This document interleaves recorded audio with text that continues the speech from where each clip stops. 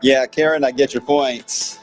Karen says, morning, can't say good morning to a Monday, even when you are retired. So you understand, it's early. It's early. And Ryan's like, hey, this is an early block today. It must be a lot to talk about. Well, how do I word this? Yes, there's a lot to talk about, and it's early because I've already been here most of the morning for Tawana, filling in for sunrise. So I've been looking at stuff all morning since about midnight, really. So I have a lot to cover. Too much in my head, too much in the head. So I'm not going to be able to just unleash it all on you guys. I don't want to overwhelm you that much. But there's at least quite a bit of data to cover and to discuss on how things are going to evolve this week. And you shouldn't be shocked by anything I'm about to talk about and discuss, because these are all items that we've been discussing for a while, especially here on the blog, that are challenges and concerns we have with the forecast and how things will evolve. And it's certainly not done settling, so it's still going to keep evolving and have a different look to it. But we now know a direction that this is likely trying to trend toward. All right, enough of my vagueness. Enough of that music. Let's move on. Let's get to the more important thing that I think we all can agree with: the countdown to winter. Because now that fall is over, or as far as the countdown to fall has just begun. Sorry, don't panic. You haven't been asleep that long all weekend. It wasn't that much of a party weekend. Now the countdown to fall is over. Now the countdown to winter has certainly begun.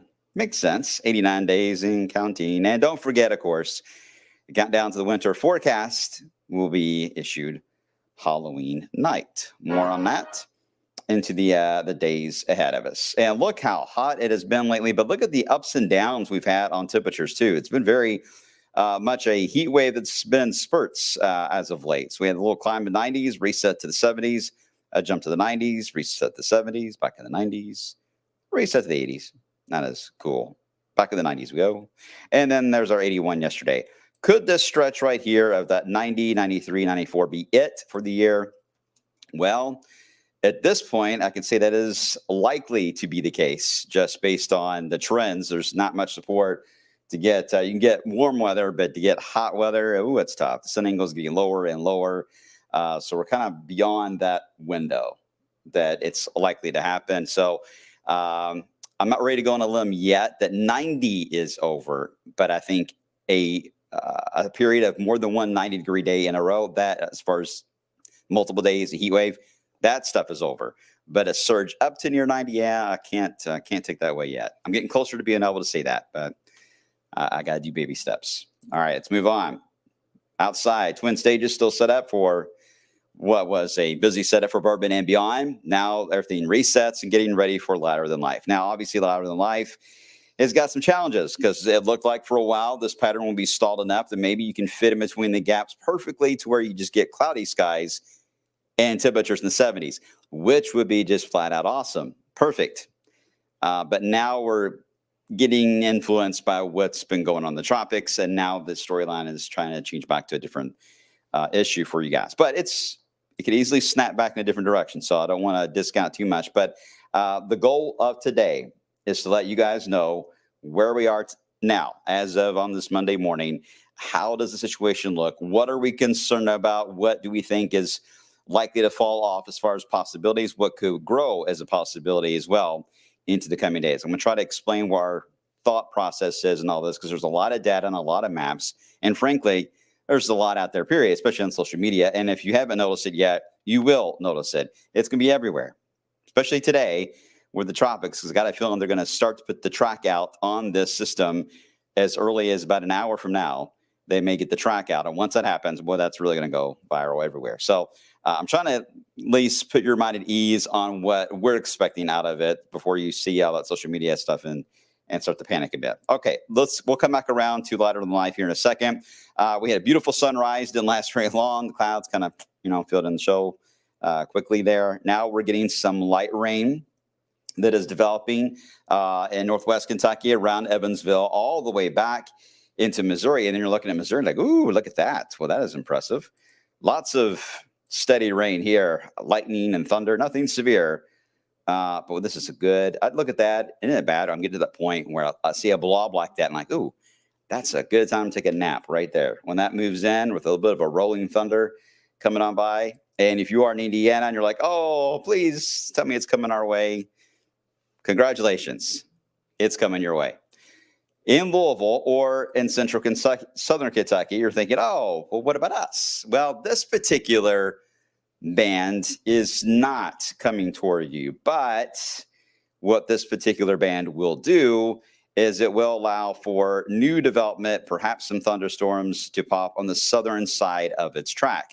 The only downside to that is that one or two could be on the strong side if that were to indeed happen. Right now, there's not a lot of fuel to work with here, especially heating. So this has got limits to it.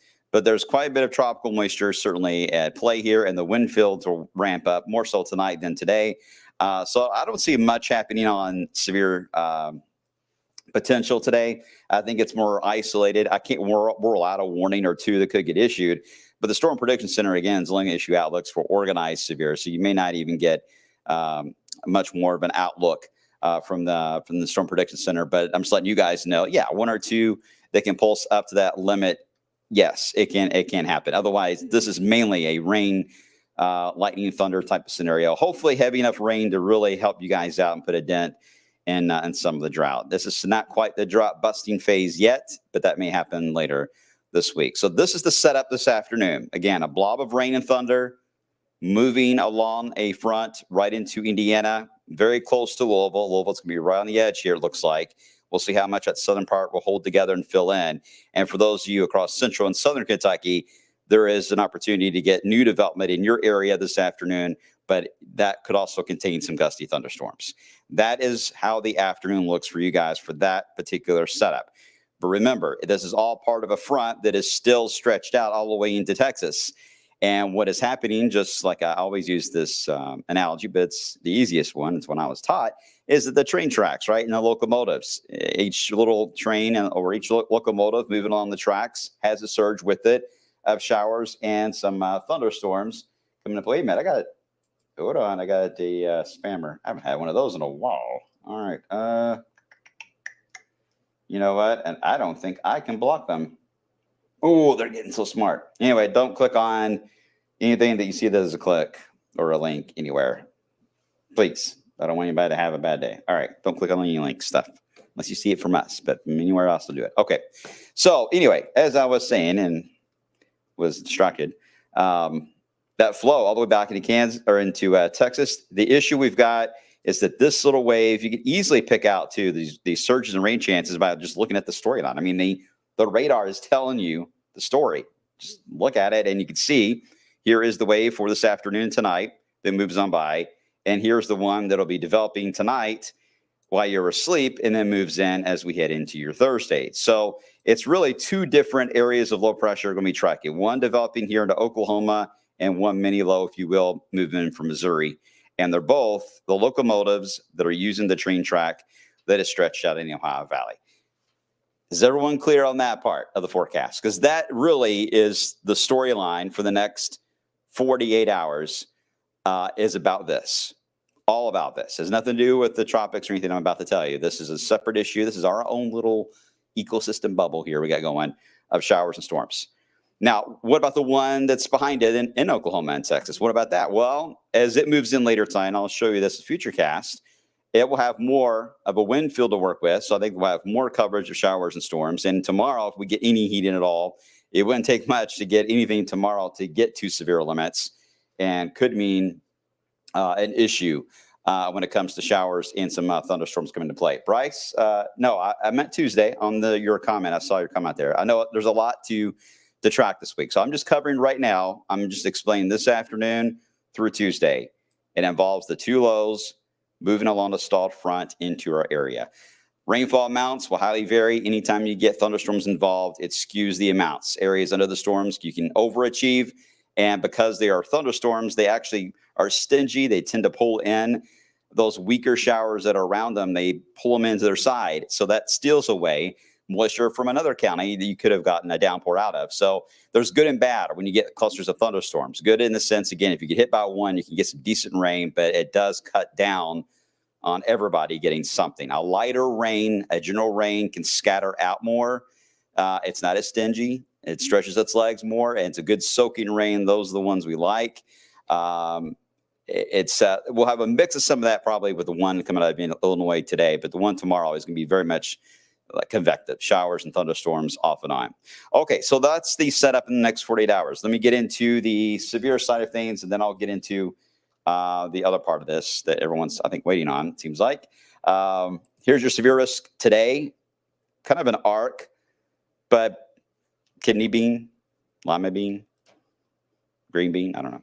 Anyway, some kind of bean shape. You can see how that it will mainly influence the southern part of the path of whatever happens with that blob moving out of Missouri to Illinois. It's anywhere in the southern half of that.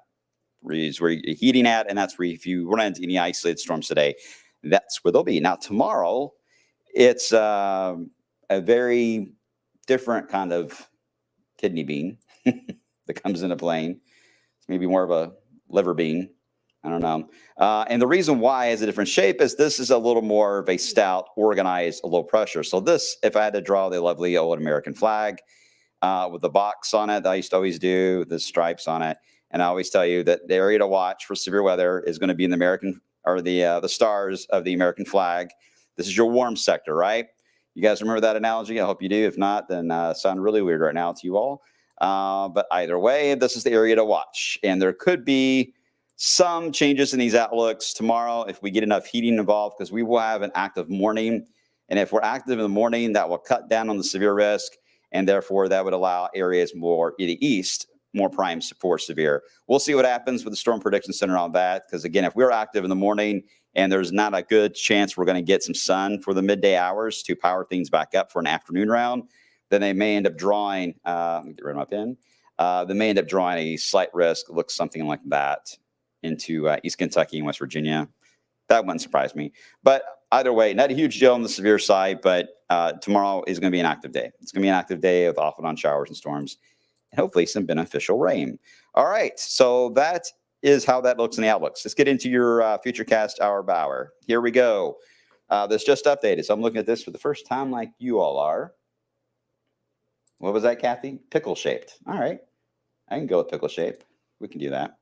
Okay, so here is one of our in-house models, and it advanced here to 4:30 in the afternoon, and you see what it did. It took the rain in Missouri, it moved it into the Louisville area, and then it tried to develop thunderstorms in the southern part. It may be off by a row or two of counties based on what I just saw there on the radar. Models don't get it exactly right, but it's the storyline you got to use models for, not the specifics like that. So the storyline does show that we would have this band of rain, a mix of a blob and a mix of thunderstorms coming through this afternoon. Okay, that passes on by. Let's move on. And as we head into the late night hours, that is when the low-level jet will begin to ramp up. So any break we get will not last long because the low-level jet will just ramp up before you even wake up in the morning. And when that happens, that just allows for a rapid development of showers and storms anywhere along that wind belt, which is going to be right over us into wave country. So it should be fairly widespread on clusters of showers and storms. Some of these are going to be loud in the morning, very heavy rainfall. Severe risk is not overly high because of timing of day. They'll be elevated, which should hopefully keep any strong wind gust off the ground, but we need to watch that, but still could make for just a very messy morning drive tomorrow. After they pass by, this is where that question comes into play. Do we get enough sun in the afternoon to look at a round of storms that will then begin to pop in as we get into this afternoon? Is that possible? Some of the hints here by looking at this, again, I see a hint there. There's a possibility, but certainly along that line, maybe along the front, but that is focusing a little more north than south. So this is the in-house graph model, by the way, that is signaling that idea. It moves on by, and then notice that not a lot changed in the last couple of the loops there on Wednesday.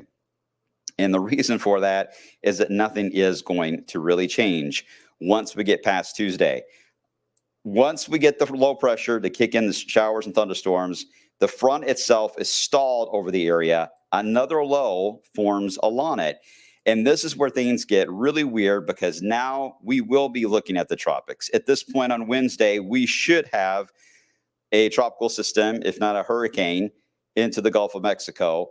And that's where things get a little wild. All right. In fact, here is Futurecast that just updated for Helene. This is the most recent update. So it's got a hurricane that moves in. Looks like this particular update, it still likes what most of the models do, which is the Big Bend area of Florida and the west coast of Florida. You got to keep in mind the worst of tropical systems is on the eastern northeast side.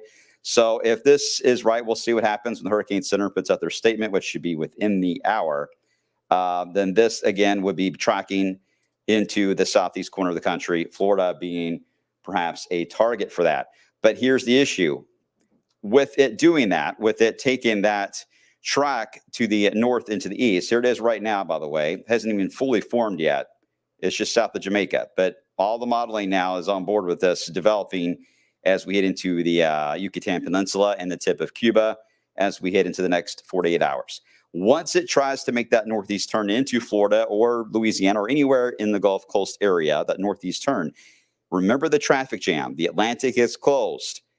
It has nowhere to go. And because of that, well, things get wonky because Helene will move northbound and then get to the point where it feels the influence of the high that's blocking it over here to the east. There's a high up here to the north in the Great Lakes. So it has no choice but to come visit Kentucky or even drift a little more west and just hang out. This is what we wanted to get rid of the drought, right? We wanted a fading tropical system to bust the drought. We knew this was about the only way this time of year you can get that to happen. We don't want a lot of wind. I don't think this is going to have a lot of wind with it, which is a good thing. But it's timing. This is the end of the week in your Friday, and it would linger into the weekend. I can already sense the emails flying in already. People nervous about outdoor events and how this is going to play out. No need to panic yet. No need to adjust your plans. But I'm hoping you're paying attention to all of our weather updates so that you can see a trend and know when we do sound the alarm in the sense of, okay, now's the time we need to start changing things up, that you're ready to go. There's plenty of warm water in the Gulf, especially this section right here is running 85 to 90. That's exactly where Helene is expected to go, is over that warm water. So it could get to Cat 3 status. It wouldn't surprise me. It could be really up there. So how does that look for us then, if that were to happen and it drifts northbound? Well, as we evolve into Wednesday, remember our low that comes in here tomorrow with showers and storms kind of just sits over us, kind of gets elongated, drifts in this area. You get into your Thursday, actually gets pushed backward a bit. And then here comes Helene up the eastern seaboard and then moves right into wave country on Friday with our upper low, the one that moves in tomorrow, still on the weather map, by the way. They're basically, they want to absorb one another, but it's a tropical low and an upper low, which causes what we call a Fujiwara effect. I call it the dumbbell effect.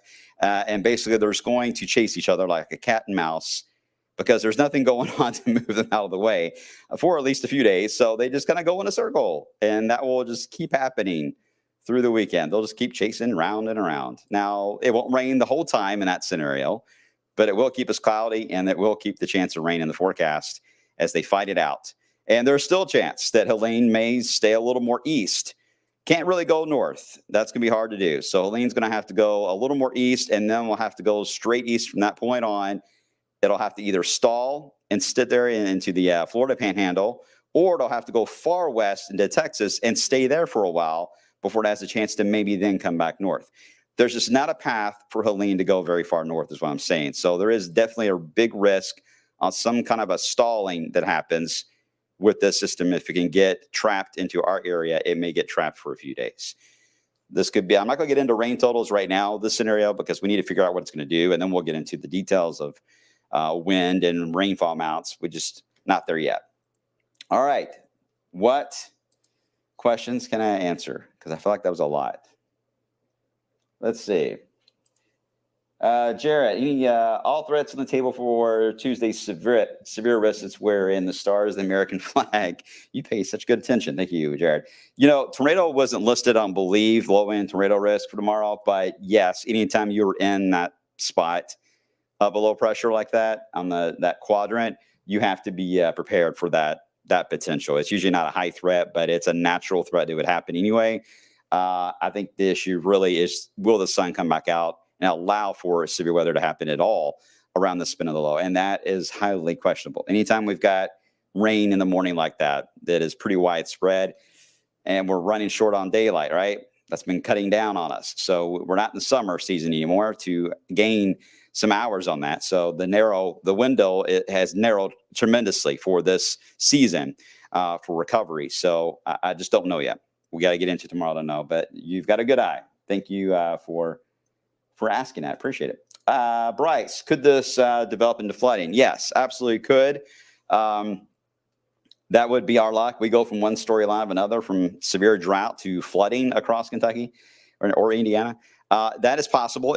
I'm hoping that you can get flash flood warnings the next couple of days because of the intensity of thunderstorms. That would happen no matter what. It's just because we have a hard ground right now. There's a lot of runoff. Doesn't take much to get a flash flood warning in this scenario with thunderstorms. But in general, this weather pattern I just described to you guys for the entire week, if it can all be spaced out, each day has its own thing, its own little theme, then that will help down on cutting down on flooding. It will spread out the intensity of the rainfall enough the ground can try to handle all that, and that would reduce the threat, Bryce. So it's if we end up with it repeating too much in a shorter distance of time, then we've got a problem. So I hope that made sense. So that's something we'll take day by day. But good question, and certainly on our minds for that. What's not possible here? Well, it's not going to snow this weekend or this week. That I do know. Yes, wave apps, drizzle this morning. Yeah, I put in drizzle for north central Kentucky just for the next few hours to account for that lead wave that is developing, Chris. And then I you should see it switch to thunderstorms for this afternoon. I kind of used both. Again, we hand type everything on the app. So I went with a drizzle scenario just because we're not unstable yet. We're fairly stable at the moment. So anything that develops is going to be a drizzle or a light rain. And then that should go up to more of a thunderstorm scenario as the day wears on. So I try to add in a little more lightning bolts and everything. Angela, my rain gauge currently has dust in it. So does mine. So this is great. Like, I'm glad we're getting some rainfall. These are all pluses. We need this, right? We need to be able to get all that rainfall in as much as we can to make for a real pretty fall. I'm really hoping we can make some ground up. We can. I've seen it reverse like this. Happens all the time. Okay. Everyone look good? Taryn, let me get your question real quick. Thursday's an in-between day. Let me show you. It's kind of like the transition day between our upper low that's over us for Wednesday and Thursday, and it's where Helene, I'm going to go and just call it its name here, Helene moves in and pushes our upper low back into Oklahoma, moves it out of the way. It's basically like pushing through the clothes into your closet, and it's like, I'm coming through, you all move out of my way kind of thing. It's like it's very much in charge there, Helene is. So once Helene moves in, it's pushing everything out of the way, and it becomes the star of the show. So it's very much, it needs attention.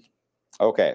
All right, guys, I'm going to leave it at that. That is a lot to ramble at. Let me get you to the 10-day to leave you with that so you guys have a general idea. And I'm going to update this, of course, on the midday show coming up at 10. But you get the idea of rain and thunderstorms that'll be we'll be tracking this afternoon. And again, certainly tomorrow we'll be watching for any changes on the severe threat with that. Wednesday and Thursday are transition days when it comes to rainfall in the area. More of a showery, drizzly scenario. Friday's a day that if Helene's going to move in, that's the day, with some gusty winds and some heavier rain that, again, just may linger for several days after that. What a forecast and what a change the forecast has had in just a day's time. All right, behave yourself, guys. We'll see how it's going to be an interesting week. We'll see how this looks later.